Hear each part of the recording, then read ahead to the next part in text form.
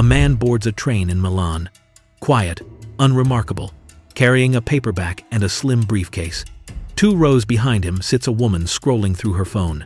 Across the aisle, a photographer captures Italian landscapes. Normal passengers on a normal morning, except none of them are who they claim to be. 3 hours later, the man is found dead in a locked bathroom, foam at his lips, the faint smell of almonds in the air. No weapon, no struggle. Authorities call it natural causes, until fingerprints reveal the corpse belongs to a senior Hamas commander Israel had been hunting for years. This was assassination perfected, invisible, untraceable, executed in motion. The conductor knocked 3 times before forcing the lavatory door. What he found inside would trigger an international investigation that exposed the invisible machinery of modern assassination. The body showed no trauma, no violence, nothing that suggested foul play. Yet within hours, intelligence agencies across 3 continents were exchanging encrypted communications about a man who had died exactly the way Israel's most elite operatives were trained to make people disappear. Mahmoud al-Khalid wasn't his real name. The passport was one of 27 false identities used over 8 years of operating in the shadows between Gaza, Damascus, and European capitals. To Hamas, he was Abu Tariq, the silent engineer who designed financial networks that moved millions in weapons funding. To Mossad, he was Priority Red, a target whose elimination had been authorized at the highest levels of Israeli government. And to the passengers who shared carriage 4 with him that morning, he was just another quiet traveler reading a paperback and minding his own business. What none of them knew was that 2 rows behind him sat a woman who wasn't really a tourist. That the man photographing landscapes through the window wasn't an amateur photographer. That beneath the seat ahead of Mahmoud sat a modified device smaller than a deodorant canister, timed to release a toxin so sophisticated it would mimic cardiac arrest hours after exposure.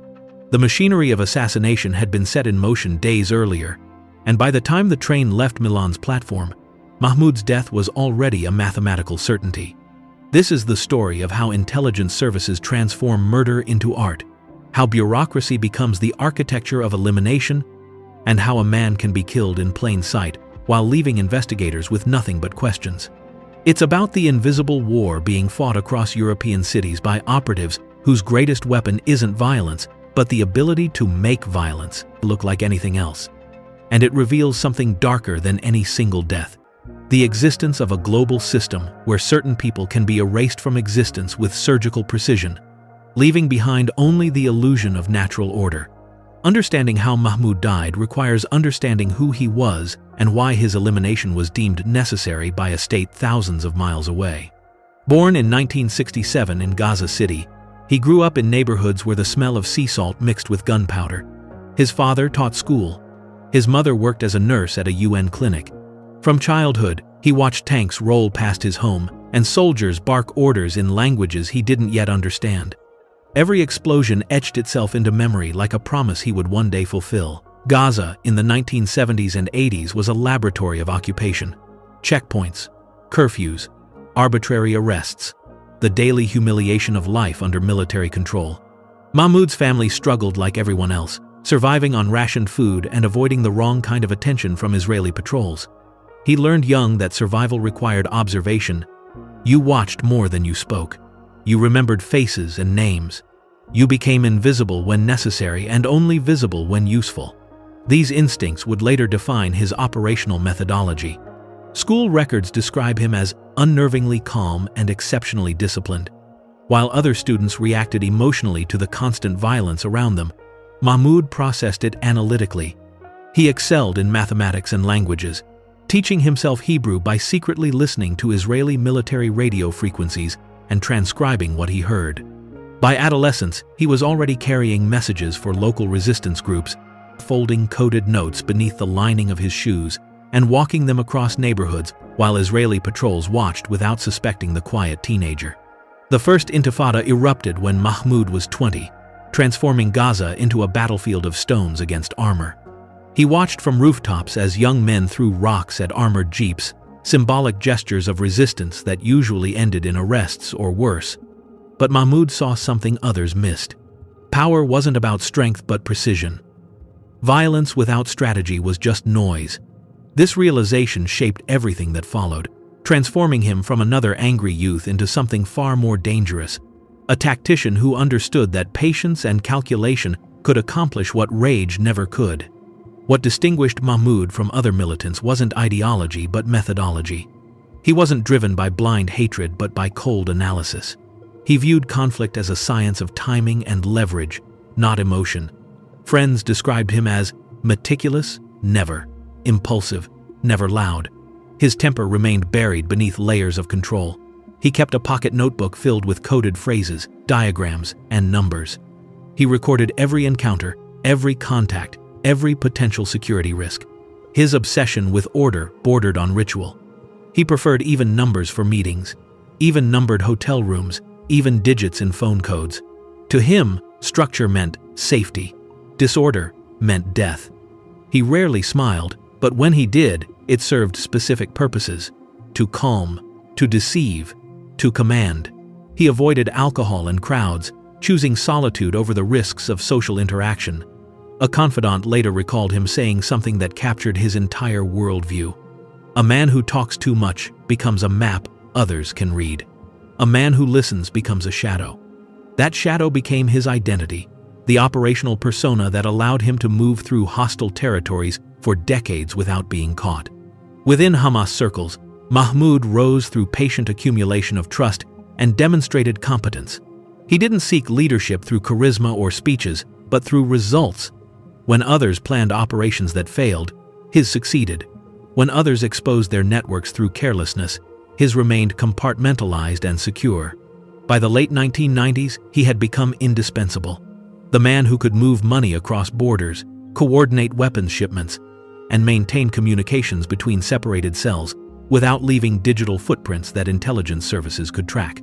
Israeli intelligence first flagged him during the First Intifada, when he was arrested carrying coded letters and a list of safe houses.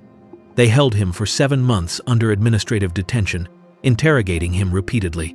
But Mahmoud gave them nothing. Officers described him as unbreakable, a prisoner who spoke minimally and never raised his eyes, repeating the same sentence in Arabic and Hebrew. "You already know what you want to hear." This performance solidified his reputation. When released, he wasn't just another former prisoner. He was a symbol of resistance through discipline. His operational approach evolved through the 1990s as he recognized that traditional militant tactics had reached their limits. Suicide bombings and armed attacks brought attention, but not strategic advantage. What Hamas needed was infrastructure, the invisible networks of finance and logistics that could sustain operations over years rather than months. Mahmoud became the architect of this infrastructure, designing decentralized systems where each cell knew only its immediate contacts, ensuring that if one part was compromised, the whole network wouldn't collapse. By 2000, he had relocated to Damascus, operating under the protection of the Syrian regime that hosted exiled Palestinian leaders as part of its regional strategy. From Damascus, Mahmoud coordinated a covert logistics network, informally known as Al-Maslak, the Path. Its purpose was simple: create decentralized financial and transport systems for moving weapons, funds, and intelligence across borders. He recruited engineers, bankers, and smugglers, binding them through loyalty and encrypted communication protocols that made interception nearly impossible. The network extended across Cyprus, Lebanon, and the Sinai Peninsula. European security services began detecting unusual patterns. Cargo containers rerouted through multiple ports, charitable organizations funneling cash through discrete banks in Zurich and Vienna. Mahmoud orchestrated it all while maintaining the facade of a humanitarian coordinator. To diplomats, he appeared as someone helping refugees. To militants, he was the invisible hand moving pieces on a chessboard that stretched from Gaza to Istanbul. Israeli and American intelligence agencies labeled him a facilitator, a bureaucratic term that understated his influence while hinting at his danger. Inside Hamas, rival factions grew wary. Some viewed him as just another bureaucrat in exile. Others recognized him as a silent kingmaker whose networks provided the resources that kept their operations functioning. But none could match his access or his operational security. Mahmoud had achieved something rare in that world. He had become indispensable, and that made him temporarily untouchable. His methods were surgical rather than spectacular. When a collaborator needed to be eliminated, the death appeared natural. When a weapons shipment needed protection, it moved through routes that Israeli drones couldn't predict. He treated geography as geometry, calculating angles and timing with mathematical precision. In 2006, intercepted communications suggested his involvement in financing the kidnapping of Israeli soldier Gilad Shalit. Though he never appeared in official messages, coded ledgers revealed transactions matching the operation's logistics. For Mossad, this was confirmation that Mahmoud wasn't just funding terrorism, but directing specific operations. Between 2005 and 2008, intelligence reports linked him to coordinated smuggling networks, transporting advanced weaponry from Libya and Sudan through Sinai tunnels. He designed routes that exploited terrain and timing to evade Israeli surveillance. Each operation demonstrated his engineering mindset, approaching problems with the cold logic of someone for whom violence was simply another variable in complex equations. He once told a confidant something that revealed his philosophy. If you leave a body behind, it should speak louder than 1,000 speeches. Fear was a tool, not an emotion. These acts drew increasing attention from Western agencies. Passports under the names Faris Nasser and Hani Suleiman appeared in multiple flight logs. Mahmoud slipped through borders by changing not just documents, but his entire presentation. His walk, his accent, even the rhythm of his breathing. Survival had become an art form practiced daily. He understood that the moment you became predictable was the moment you became vulnerable. So he embraced chaos in his movements while maintaining rigid control over his operations. In March 2007, a warehouse explosion in Port Sudan destroyed a shipment of arms intended for Gaza. Local authorities called it an accident, but classified reports linked the incident to Mossad interception, guided by leaked information from within Mahmoud's network. From that moment, he began purging his ranks, quietly removing anyone whose loyalty seemed questionable. Trust became a currency measured in absolute terms. You were either completely reliable or completely expendable. By 2010, Mahmoud had become one of the most wanted men in multiple intelligence databases. CIA and MI6 analysts cataloged his travel patterns, identifying at least 27 false identities used over 8 years. His movements traced through Athens, Vienna, and Budapest, always leaving minimal digital footprints. Interpol marked him as a transnational operative, though few outside classified circles knew his real face.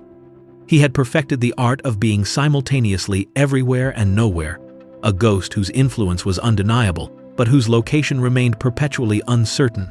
Then, in mid-2010, Mossad's internal directorate placed him on the TEAT list, a classified ledger of individuals deemed legitimate targets for neutralization abroad. The decision followed weeks of debate between political and security leaders who determined that eliminating him would sever funding arteries, sustaining Hamas operations in Europe. His death, they argued, would be both message and necessity. The authorization came through an encrypted transmission known only by its code phrase, Operation Cedar Mirror. What Mahmoud didn't know as he continued his careful movements through European cities was that every step had become part of a countdown. Israeli surveillance teams tracked him from Athens to Istanbul, Milan to Rome. Analysts in Tel Aviv studied his patterns, looking for the vulnerable moment when operational conditions would align perfectly.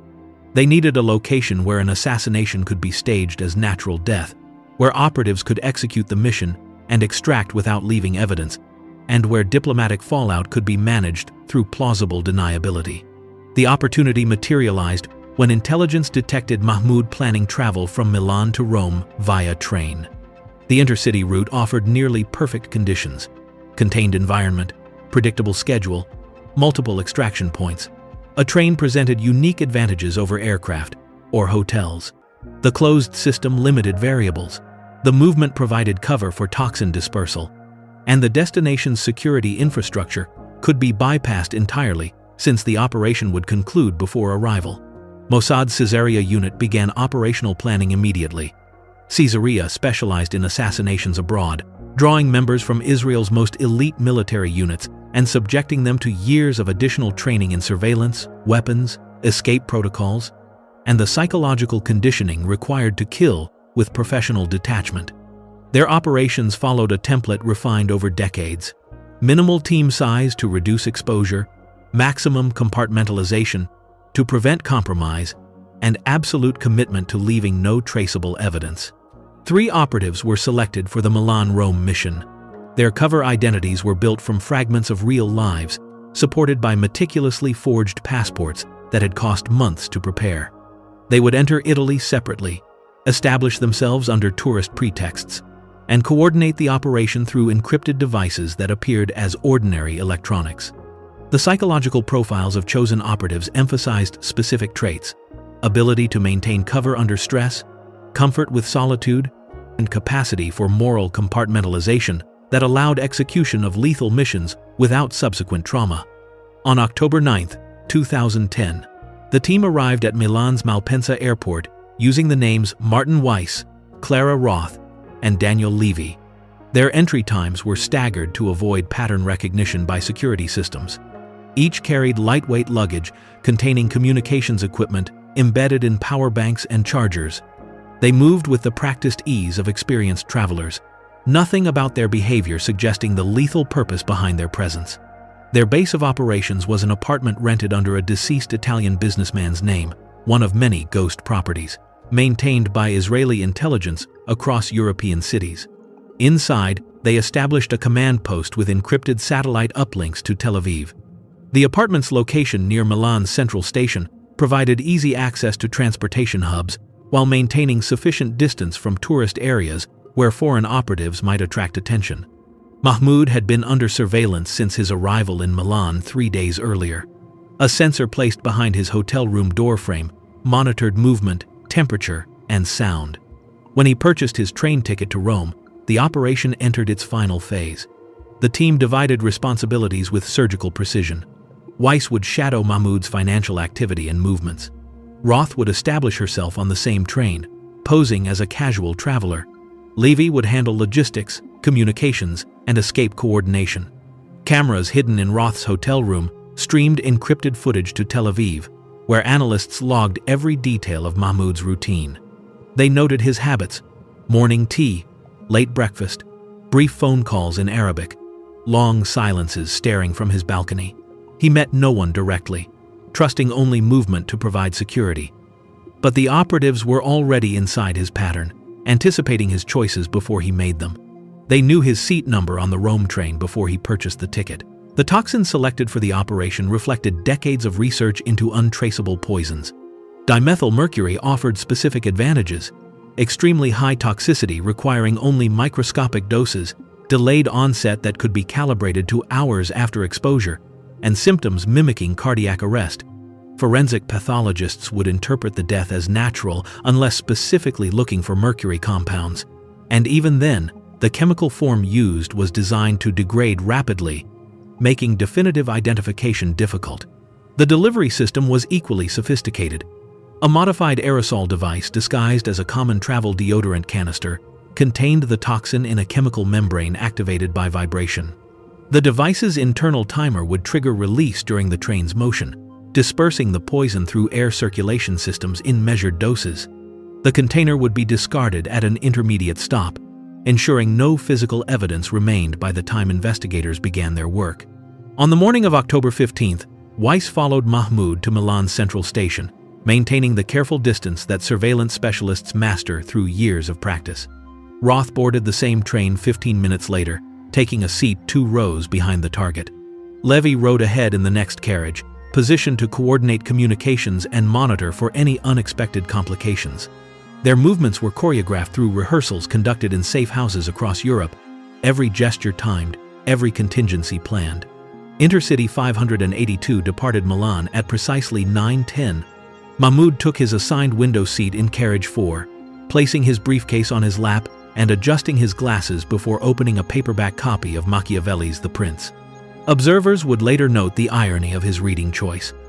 2 rows behind, Roth appeared absorbed in her phone while discreetly activating the aerosol device beneath her seat. The toxin began its silent work, microdoses entering the carriage's air circulation. The next 90 minutes unfolded with the mundane rhythm of ordinary travel. Mahmoud read his book. Passengers dozed or worked on laptops. The Italian countryside scrolled past windows. Nothing suggested that molecular-level violence was occurring invisibly in the air. At 10:45, Mahmoud visited the cafe car, where surveillance footage captured him sipping espresso alone, calm, unaware that his body was already processing the poison that would stop his heart. He returned to his seat at 11:10, still showing no symptoms. Roth adjusted the air vent to redirect circulation, increasing the toxin's concentration around Mahmoud's position. He began coughing lightly but dismissed it as nothing, reaching for water and then his notebook, where he scribbled Arabic numerals in sequences that investigators would later find incomplete and indecipherable. By the time the train approached Rome, his complexion had paled noticeably. He stood unsteadily and moved toward the lavatory, staggering slightly. Inside the locked compartment, the toxin completed its work. His breathing slowed, his pulse weakened, consciousness faded. The symptoms precisely matched cardiac arrest induced by stress or pre-existing condition. When the conductor knocked 30 minutes later, Mahmoud was unresponsive, his eyes fixed and dilated, his body cooling under fluorescent light. Meanwhile, Roth had disembarked at Florence. Weiss and Levy exited separately at Rome Termini, blending into the morning crowd. The operation's visible phase had lasted less than 3 hours. The tools and techniques demonstrated Mossad's reputation for precision minimalism. Every element served multiple purposes while maintaining plausible innocence. The aerosol canister, built in a Tel Aviv laboratory, appeared identical to commercial products available in any pharmacy. Its internal mechanism was activated by motion, perfect for train travel where constant vibration provided natural trigger conditions. The poison's delayed onset meant operatives could be hours away before symptoms manifested. Communication between agents occurred through coded Bluetooth pulses emitted from modified earbuds, each message lasting less than a second and encoded in frequency shifts imperceptible to human hearing. A single pulse signified target confirmed. 3 pulses indicated abort. None were needed that day. To conceal evidence, Weiss discarded the aerosol device in a recycling bin at Florence Station, where it would later be melted with industrial waste. The tracking device used to monitor Mahmoud's movements was programmed to self-fry upon signal loss, erasing all data. The operation came within seconds of exposure multiple times. A customs officer in Milan had briefly questioned Roth's luggage, pausing on the deodorant canister. Weiss intervened casually, posing as a fellow passenger helping translate. The officer smiled and moved on. Later on the train, a child seated near Mahmoud accidentally dropped a toy that nearly struck the hidden device.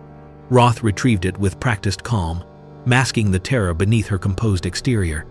Every second carried the weight of potential disaster, but fate or calculation carried the mission forward flawlessly. When the conductor finally opened the lavatory door, the scene appeared unremarkable. Mahmoud slumped against the sink, his briefcase beside him, eyes wide but unfocused. The faint almond scent in the air blended with detergent. No wound, no weapon, only stillness. Emergency responders declared him dead at 13:42, citing possible heart failure. His passport listed him as Mahmoud al-Khalid, businessman, age 43. The initial report noted no signs of foul play.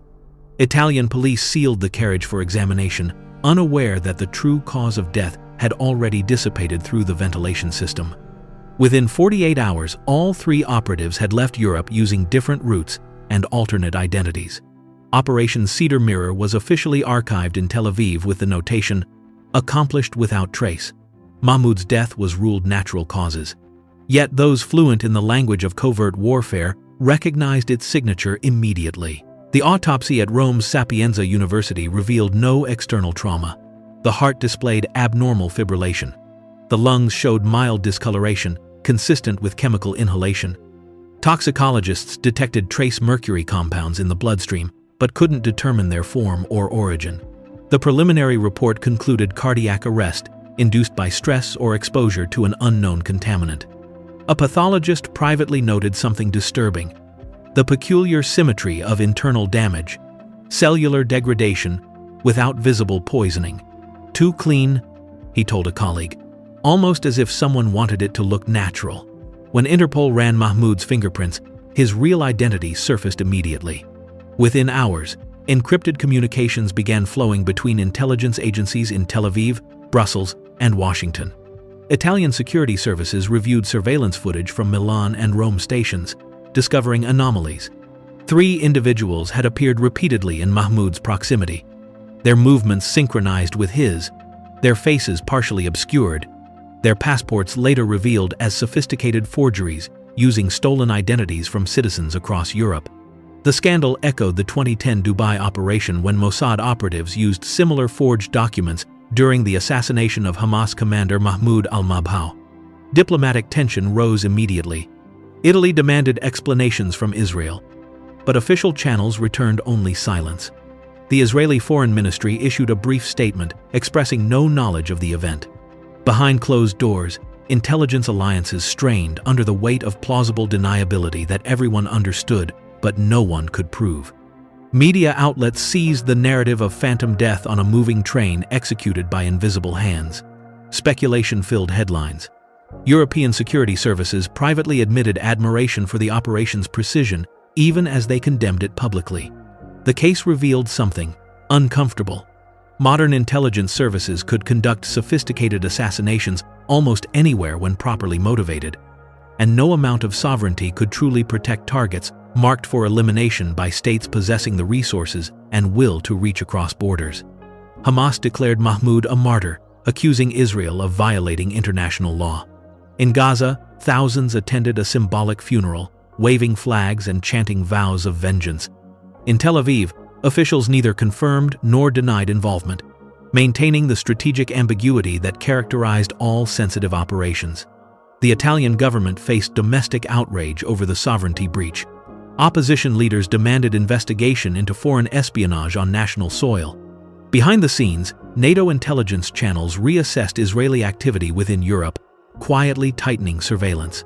But public memory faded quickly, consumed by newer crises.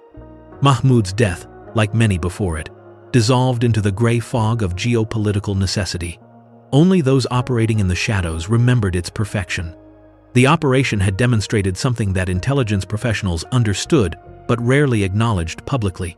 Certain individuals could be eliminated with surgical precision anywhere in the world, leaving behind only the illusion of natural order and questions without satisfying answers.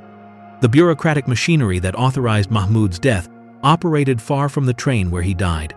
In fluorescent-lit offices within Mossad headquarters, analysts had spent months building the case for his elimination. Every operation passed through layers of authorization, each stamped with the cold precision of factory blueprints. Lawyers reviewed international law implications. Political liaisons assessed diplomatic risks. Medical experts evaluated toxin options. The language used was deliberately administrative, designed to sound like business rather than murder. Operations weren't called assassinations, but resolutions. Targets weren't people, but problems requiring solutions. This linguistic sanitization allowed those involved to maintain psychological distance from the ultimate reality of what they authorized. The hand that signed the death order never saw the face that died. And in that distance lay the perfection of modern statecraft, the ability to kill without ever touching blood, to eliminate threats through paperwork that transformed moral decisions into bureaucratic processes. The operatives who executed the mission belonged to Mossad's Caesarea unit, an organization that exists in the space between myth and reality. These specialists live under assumed identities in apartments across Europe and the Middle East, their neighbors unaware that behind thin walls sit people trained to end lives precisely and quietly.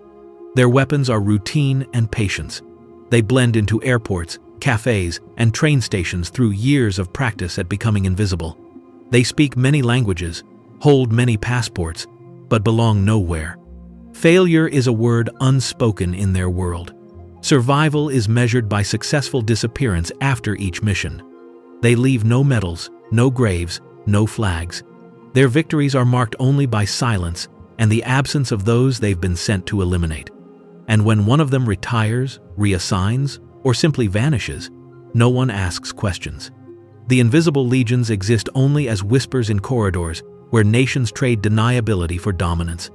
The Rome operation belonged to a lineage stretching back decades. In 1973, Operation Wrath of God sent teams across Europe hunting Black September operatives. Men were shot in doorways, poisoned in hotel rooms, tracked through fogged train windows. The Lillehammer mistake, where an innocent man died due to mistaken identity, taught Mossad to evolve. to never again leave traces of doubt. Each subsequent operation refined the methodology, learning from both successes and failures. In the 1990s, a car bomb in Beirut obliterated a Hezbollah commander. In 2010 Dubai, Mahmoud al-Mabhouh was suffocated in a luxury hotel by assassins disguised as tennis players. Cameras caught them, but identities melted like smoke. Mahmoud al-Khalid's death was an echo of these operations, born from decades of learned invisibility. Every method, every misdirection, was inheritance passed through generations of operatives who perfected the art of making people disappear. For Palestinians, Mahmoud's death sparked immediate mourning, mixed with defiance. In Gaza's crowded alleys, his photograph appeared framed in black cloth. Thousands gathered for symbolic funeral ceremonies, chanting his name and vowing continued resistance. Speakers hailed him as a martyr of precision, someone who fought with intellect rather than guns. The sound of grief mixed with promises of vengeance, the familiar rhythm of a conflict where each death feeds the cycle rather than ending it. In Tel Aviv, the event passed without public ceremony. Inside intelligence offices, analysts archived the mission file with clinical detachment. For them, emotion held no place in operational assessment. The objective had been achieved. Hamas networks in Europe would be disrupted, at least temporarily. Yet even within Mossad, some felt the weight of what had been done. Each victory carried echoes of inevitability. One more name erased, one more file closed, one more cycle of violence deferred rather than ended. The international reaction revealed the contradictions of modern statecraft. Italy protested the sovereignty violation while privately understanding that little could be done. European nations condemned the operation publicly, while their intelligence services studied its methods for potential application. The United States circulated internal assessments, noting the operation's precision while maintaining official distance from any endorsement. Diplomatic language masked the reality that most governments recognized. Assassination as foreign policy would continue as long as nations possessed both motivation and capability. Mahmoud's death altered little on the surface, but rippled through the architecture of covert operations worldwide. Hamas reorganized its European channels, learning from his precision and his downfall. Young operatives studied his methods while noting the mistakes that led to his exposure. His legend became both instruction and warning. Be invisible, but never believe you're untouchable. Israel strengthened its reputation for global reach, sending the message that no protection was absolute and no location truly safe. In the years following, new figures rose to fill Mahmoud's absence. Each carried fragments of his ideology, but none his restraint. The balance he had maintained between strategy and violence dissolved, giving way to leaders driven more by vengeance than vision. Thus, the assassination that sought stability instead invited a new generation of chaos, the predictable consequence of eliminating tacticians and leaving ideologues to fill the vacuum. The truth that emerged from the Rome operation was darker than any single death. It revealed a world built upon invisible decisions, where justice is measured in secrecy and morality dissolves in classified ink. Nations kill quietly, truth survives only as rumor, and the machinery of state power grinds forward without pause or accountability. Mahmoud became another name on a list that never ends, his file closed and erased while somewhere in the bureaucratic depths of intelligence headquarters, another name was already being prepared for similar fate. The train still runs between Milan and Rome. Passengers sit in carriage 4 unaware of what happened there. Commuters occupy the same seats where Mahmoud died, their morning routines untouched by history that passed quietly through their compartment. The lavatory has been cleaned 10,000 times since that October morning. The air circulation system continues its endless recycling of breath and space. Nothing marks the location of his death because that's how perfection looks: ordinary, unremarkable, leaving no trace that anything extraordinary ever occurred. What does Mahmoud al-Khalid's death reveal about the world we live in? That certain people can be eliminated anywhere, anytime, by states that possess the will and resources to reach across borders? That sovereignty means nothing when powerful nations decide someone must die? That truth becomes whatever remains after evidence vanishes? Drop your thoughts in the comments. If this investigation into invisible warfare made you see international relations differently, hit that like button and share this video. Subscribe, because we're exposing the operations that governments deny and the machinery of power that operates in perpetual shadow. Hit the notification bell. The next buried operation is already unfolding somewhere, waiting to be revealed.